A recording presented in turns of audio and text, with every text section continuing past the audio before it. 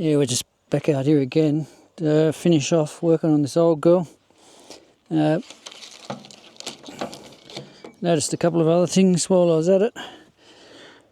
My sheep have decided that wiring's yummy, so I'll fix that up, tidy that up, recheck and retighten everything up there. And the battery will be charged now. I've charged that up, and we'll give it a restart too. Make sure she's got no other water in there, and that it's all ready to rock and roll, so I can do some work with it. So anyway, we'll start off with the wiring. This tape's not the best, but I'll just put a touch on there. Tape goes off, believe it or not. It's not the best quality tape. This one, there's a lot of stuff now. A lot of stuff is not like what it used to be. The stuff that they used to make in Japan years ago that I did my apprenticeship on was really good. But yeah, we'll just put some convoluted tubing over that, protect it. Hopefully you can see what I'm doing. I'll lift the camera up a little bit. So let's check the tubing. Let's see. You have to mind the camera. I haven't got it on the tripod, and I haven't got my. Every time I go to use the monitor, one of the phones, it'll never connect to the app. Yeah. But let's just have a quick look. Got two different size tubing here. I'll try and use the smallest one if I can get the two wires in there comfortably, but it might be a bit of wishful thinking. Get one in there, okay. Let's see, will we fit a second one? Ah, yeah. Okay, yeah, that'll work. In that case, I'll just keep pushing it around, because you can see there, or maybe you can see there, but whoever did this wiring, it's just got it sitting on all the metal. It's amazing it hasn't already shorted out, but anyway, I'm not going to redo it. I've got better things to do than rewire. I'll just protect it. Once I've got this tubing on there, that'll protect it enough. I might have to get this glove off. It's oh, okay.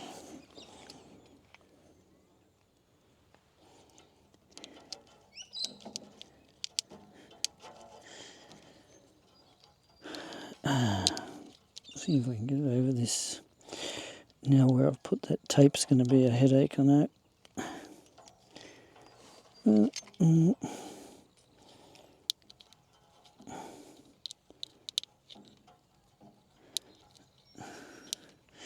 Yeah, so this is while I'm doing this, in case you want to know, this is a international tractor. They were made here in Geelong, in Australia, down in Victoria. Don't quote me on the year, but it was 50s or 60s, so she's been around for a while. She'll be here probably after all the people who see this video are gone. She'll still be around working, as long as someone doesn't break it somehow. But pretty hard to break, I think, to tell you the truth.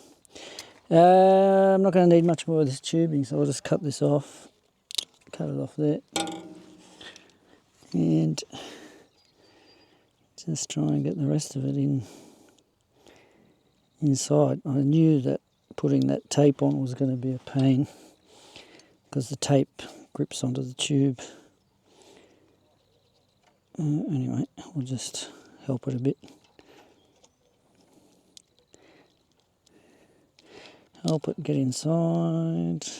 All we want to do is protect it so it's not rubbing on any of the metal work, so it doesn't short out and cause more headaches. Okay. It's got to be able to start and run by itself too.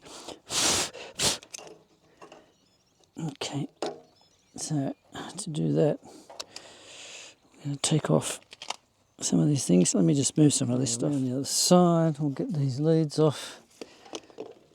It's got to be able to start by itself.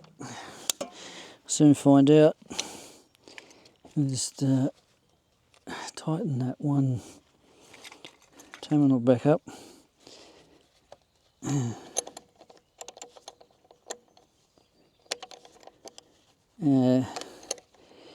Be careful when you're tightening battery terminals with spanners, not to short out onto the frame if you're doing up the positive.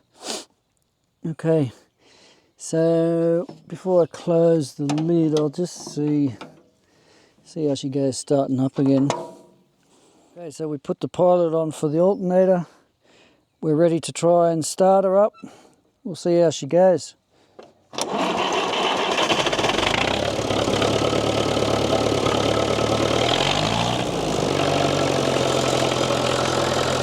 All good. Very good, very good.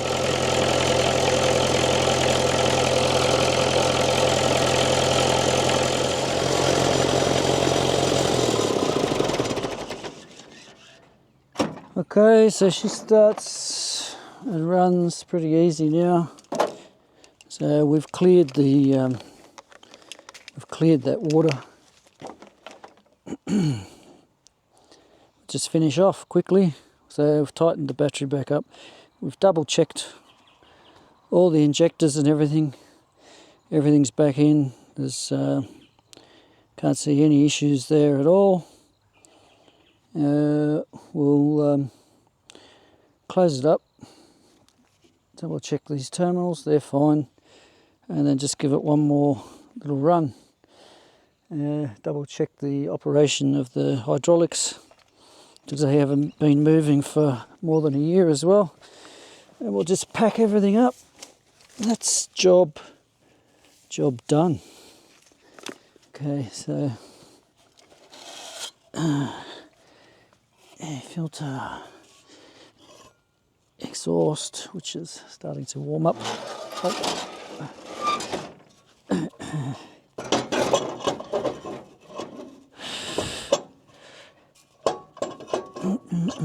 Okay, she's back on. Put this one back on. Let's start her up and test out the hydraulics. Try and break that off out of the way. Okay, start, try again. Here we go.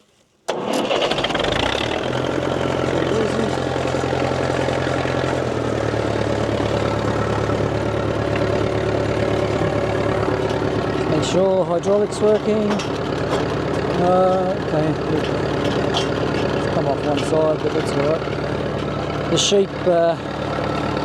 sheep constantly push on it to have a scratch, but as you saw, hydraulics are working, so let's go up and down a couple of times, I suppose.